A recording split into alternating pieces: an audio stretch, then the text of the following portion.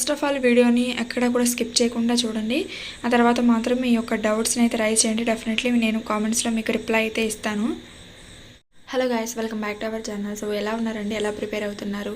మనకి RPF constable exams అయితే జరుగుతున్నాయి కదా, అందరికీ కూడా ఆల్ ద బెస్ట్ అండి. అప్కమింగ్ షిఫ్ట్స్ ఎవరైతే ఉన్నారో వాళ్ళకైతే అందరికీ ఆల్ ద బెస్ట్ అండి. బాగా ఎగ్జామ్ అయితే రాయండి. సో ఈరోజు వీడియోలో ఏంటంటే మనకి ఆల్రెడీ కంప్లీట్ అయిపోయింది కదా ఆర్పిఎఫ్ కానిస్టేబుల్ అండ్ ఎస్ఐ వాటి గురించి. సో ఇక్కడతో మన ప్రిపరేషన్ అయితే మనం స్టాప్ చేయకూడదు. చాలామందికి కూడా చాలా హోప్స్ అయితే మిస్ అయి ఉంటారు. మనకి రీసెంట్గా ఆర్పిఎఫ్ ఎస్ఐకి సంబంధించి వచ్చిన అబ్జెక్షన్స్లో కానీ నార్మలైజేషన్ మార్క్స్ చాలా తగ్గాయి.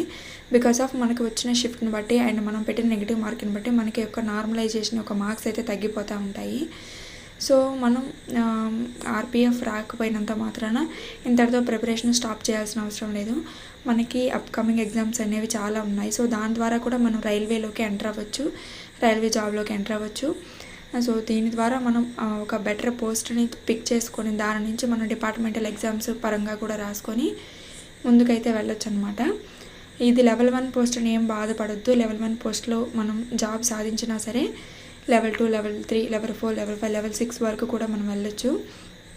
కాబట్టి మనం ఈ యొక్క ప్రిపరేషన్ టైంని ఇంకా స్పీడప్ చేసి గ్రూప్ డి కోసం కానీ ఎన్టీపీసీ కోసం కానీ మనం అయితే ప్రిపేర్ అవ్వాలి. సో ఈరోజు వీడియోలో ఏంటంటే ఆర్ఆర్సీ గ్రూప్ డి గురించి అయితే లెవెల్ 1 ఈ యొక్క నోటిఫికేషన్ గురించి అయితే డిస్కస్ చేసుకుందాము. ఆల్రెడీ మనకి కానిస్టేబుల్ ఆర్పిఎఫ్ కానిస్టేబుల్ ఎగ్జామ్స్ అయిపోయిన వాళ్ళైతే చూడండి. సో దీంట్లో ఏంటి అంటే మనకి ఎప్పుడు వచ్చింది నోటీసు అండ్ ఎగ్జామ్ మనకి అప్లై చేసుకోవడానికి ఎంతవరకు టైం ఇచ్చారు ఏంటి అనేది ఇక్కడ ఫుల్ డీటెయిల్స్ అనేవి ఉన్నాయన్నమాట.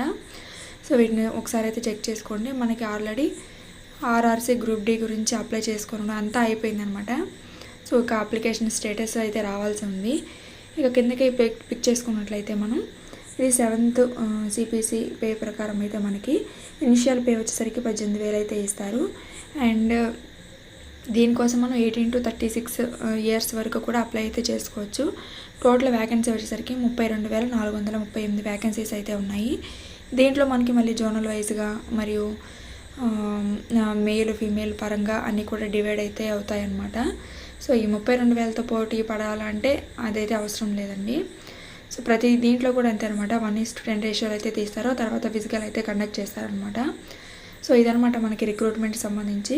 ఫస్ట్ అయితే CBT 1 ఎగ్జామ్ అయితే ఉంటుంది, తర్వాత మనకి ఫిజికల్ టెస్ట్ అయితే ఉంటుంది, ఆ తర్వాత మెడికల్ డాక్యుమెంట్ వెరిఫికేషన్, ఈ విధంగా మనకి సెలక్షన్ ప్రాసెస్ అనేది జరుగుతుందన్నమాట.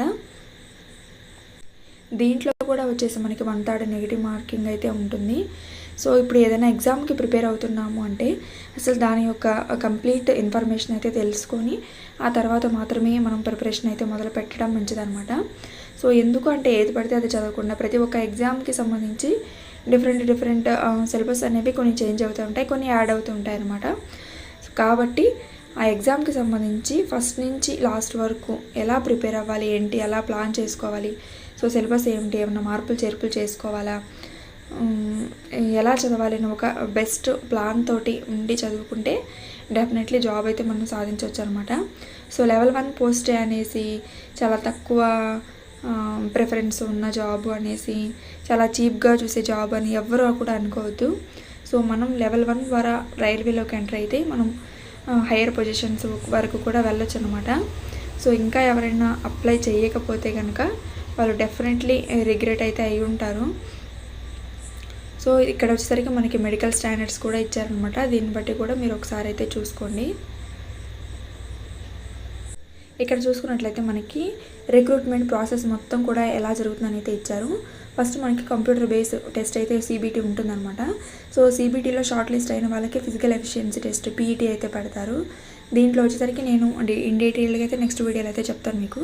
ఆ తర్వాత డాక్యుమెంట్ వెరిఫికేషన్ అయితే ఉంటుంది, ఆ తర్వాత మెడికల్ ఎగ్జామినేషన్ అయితే ఉంటుందన్నమాట.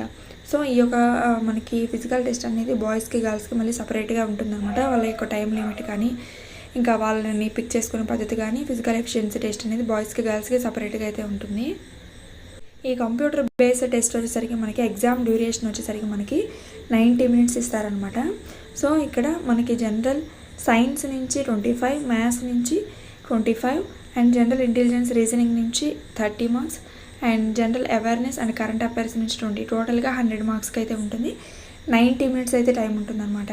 సో ఈ 90 మినిట్స్ టైం ఇచ్చినంత మాత్రాన మనకి పేపర్ 10th క్లాస్ లెవెల్ అయినంత మాత్రాన ఈజీగా ఇస్తారని ఏం లేదు. సో మనకి ఉన్న కాంపిటీషన్ బట్టి హెవీగానే పేపర్ అనేది ప్రిపేర్ చేస్తారనమాట.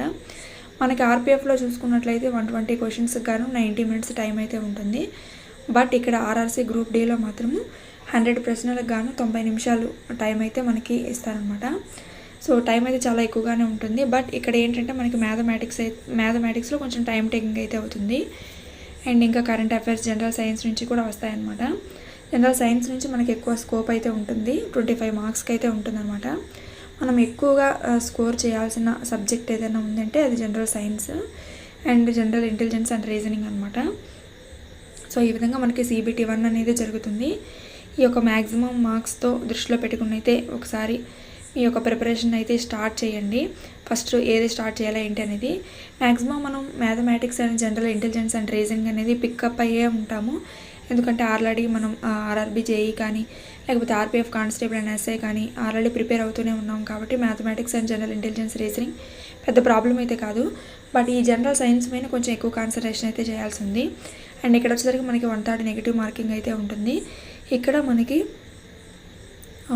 మినిమం పర్సంటేజ్ మార్క్స్ అనమాట షార్ట్ లిస్ట్ అవ్వడానికి.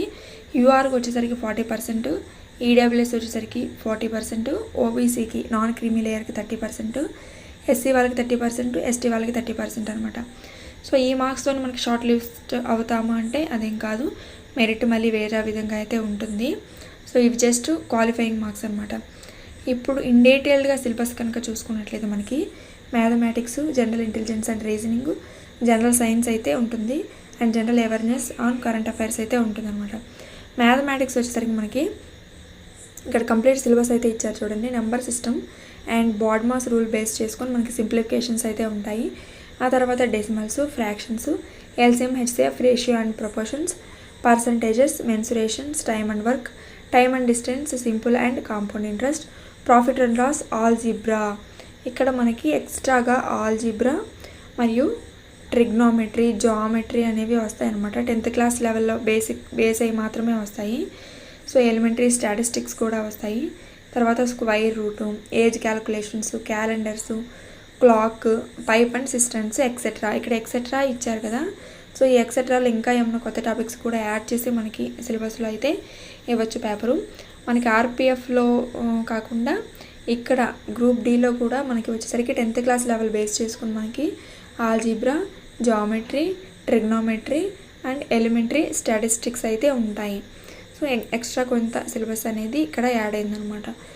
నెక్స్ట్ జనరల్ ఇంటెలిజెన్స్ అండ్ రీజనింగ్లో చూసుకుంటే analogy, alphabetical and number series, coding, decoding, mathematical operations, relationship, syllogism, jumbling, so Venn diagrams, data interpretations and sufficiency, calculations and decision making. Next వచ్చేసరికి analytical reasoning, classifications, directions and statements, arguments and assumptions అనమాట. So వీటి నుంచి general intelligence and రీజనింగ్లో same syllabus అయితే ఉందన్నమాట. మనకి ఆర్పిఎఫ్లో ఏదైతే syllabus ఉందో మనకి గ్రూప్ డీలో కూడా అదే సిలబస్ అయితే ఉంది. నెక్స్ట్ వచ్చేసరికి జనరల్ సైన్స్ అనమాట. ఇది మోస్ట్ స్కోప్ ఉన్న సబ్జెక్టు మనకి గ్రూప్ డీలో. మ్యాక్సిమం 25 మార్క్స్కి అయితే వస్తాయి కాబట్టి స్కిప్ చేయడానికి వీల్లేదు. సో మనకి up to 10th class level NCERT బుక్స్లో డెఫినెట్లీ అయితే చూసుకోవాల్సి ఉంటుంది. 25 మార్క్స్ కాబట్టి జాగ్రత్తగా అయితే చూసుకోండి. ఇక్కడ syllabus under this shall cover the physics, chemistry, life science. 10th class level base చేసుకొని ఫిజిక్స్, కెమిస్ట్రీ, లైఫ్ సైన్స్ అయితే ఉంటుంది. Next general awareness and current affairs అనమాట. సో సైన్స్ అండ్ టెక్నాలజీ మీద గురించి కానీ, culture and personalities, economics, politics, any other subjects of importance. అంటే ఇక్కడ మనకి హిస్టరీ అనేది మనకి ఇక్కడ మెన్షన్ చేయలేదు, జాగ్రఫీ, హిస్టరీ అనేది. బట్ వాటి నుంచి కూడా మనకి క్వశ్చన్స్ అయితే ఉంటాయి. ఎందుకంటే ఇక్కడ any other subjects of importance అన్నారు కాబట్టి అక్కడి నుంచి కూడా మనకి క్వశ్చన్స్ పడే అవకాశం అయితే ఉంది. నెక్స్ట్ వచ్చేసరికి ఫిజికల్ ఎఫిషియన్సీ టెస్ట్ అయితే జరుగుతుందన్నమాట. సో ఈ ఫిజికల్ ఎఫిషియన్సీ టెస్ట్ గురించి నేను డీటెయిల్గా నెక్స్ట్ వీడియోలో అయితే చెప్తాను. ఒకసారి చూసుకున్నట్లయితే మేల్స్కి, ఫీమేల్స్కి, క్యాండిడేట్స్కి ఇక్కడ 35 kgs ఆఫ్ వెయిట్ ఒక ఇసుక బస్తా అయితే ఇస్తారనమాట. సో ఆ ఇసుక బస్తాన్ని మనం 100 మీటర్స్ 2 minutesలో అయితే కంప్లీట్ చేయాలి. అండ్ ఆ తర్వాత 1000 మీటర్స్ని 4 minutes 15 secondsలో కంప్లీట్ చేయాలి. ఈ గర్ల్స్ చూసుకున్నట్లయితే 20 kgs ఆఫ్ వెయిట్ని మనం సో 100 మీటర్స్ని 2 minutesలో అయితే కంప్లీట్ చేయాలి. ఆ తర్వాత 1000 మీటర్స్ రన్నింగ్ని మనం 5 minutes 40 secondsలో అయితే కంప్లీట్ చేయాలన్నమాట. గర్ల్స్కి కొంచెం ఎక్కువ టైం అయితే ఇస్తారు. సో ఈ విధంగా అయితే ఉంటుందన్నమాట. నెక్స్ట్ వచ్చేసరికి ఎవరైనా పీడబ్ల్యూడీ క్యాండిడేట్స్ ఇస్తే వాళ్ళకి ఇన్ డీటెయిల్డ్గా ఇక్కడ నోటిఫికేషన్లో మెన్షన్ చేశారు. ఫిజికల్ ఎఫిషియన్సీ టెస్ట్ గురించి వాళ్ళైతే ఒకసారి ఇక్కడ చూసుకోండి. అండ్ ఇంకా ఎవరైనా ప్రెగ్నెంట్ ఉమెన్స్ ఉంటే కనుక వాళ్ళకి సంబంధించి కూడా పోస్ట్ అయితే ఆ టైంలో మీరు ఫిజికల్ ఎఫిషియన్సీ టెస్ట్ టైంలో కనుక మీరు ప్రెగ్నెంట్ అయ్యి ఉంటే కనుక మీకు అప్పటికి రిలాక్సేషన్ అయితే ఇస్తారు. మీ పోస్ట్ మీకు రిజర్వ్డ్గా ఉంచుతారు. అండ్ తర్వాత మీకు స్పెషల్గా మళ్ళీ ఫిజికల్ టెస్ట్ అనేది కండక్ట్ చేసి మాత్రమే మీకు పోస్ట్ అనేది ఇస్తారనమాట. ఆ తర్వాత మళ్ళీ మనకి డాక్యుమెంట్ వెరిఫికేషన్ అయితే ఉంటుంది. తర్వాత మెడికల్ కూడా కండక్ట్ చేస్తారనమాట. సో ఈ షార్ట్ లిస్ట్ అనేది మనకి నార్మలైజేషన్ మార్క్స్ ద్వారా అయితే తీస్తారు. ఇదనమాట ఓవరాల్గా నోటిఫికేషన్ గురించి. సో ఆ నోటిఫికేషన్ గురించి తెలుసుకున్నాం అండ్ సిలబస్ గురించి కూడా ఇన్ డీటెయిల్గా తెలుసుకున్నాం కాబట్టి ఇక ప్రిపరేషన్ అయితే మొదలు పెడదాము.